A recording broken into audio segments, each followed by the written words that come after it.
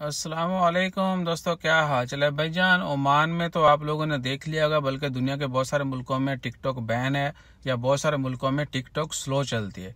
चाबी लगाने के बाद ही जो है टिकटॉक सही चलती है।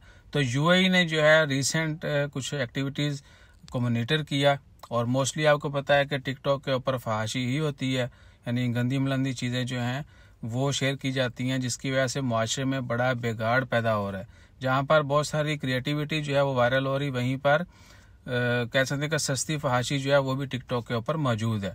आपको कहीं भी छुप छुपा के या चाबी लगा के देखने की ज़रूरत नहीं पड़ती थी, बट टिकटॉक खोलो तो मज़े शुरू।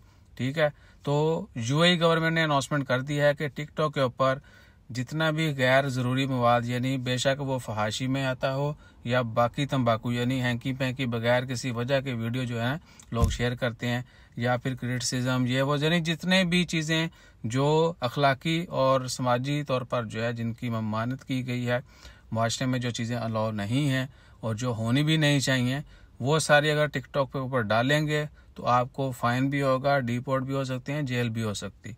तो यूएई में रहने वाले ये सारी चीज़ें जहन में रखें कि वहाँ पर वायलेशन करेंगे तो मामला जो है टिकटॉक स्लो तक नहीं रहेगा, वो आगे सजा तक जाएगा। ओमान में टिकटॉक स्लो जो है इसलिए की गई है क्योंकि फहाशी यहाँ पर भी अभी भी कर रहे हैं लोग। जिन लोगों की वजह से ये पाबंदी लगी, अभी वो लोग नहीं समझेंगे क्योंकि दे डोंट वांट, वो है ना, वल्लाहु गालिबुन अला ये सूरत यूसुफ की आयत है, बिस्मिल्लाहिर्रहमानिर्रहीम। वल्लाहु गालिबुन अला अम्रिही वलाकिन्ना अक्सरन नासी ला यअलमून। बेशक अल्लाह ताला हर चीज़ पर कादिर है, मगर अक्सर लोग इस बात पर यकीन नहीं रखते।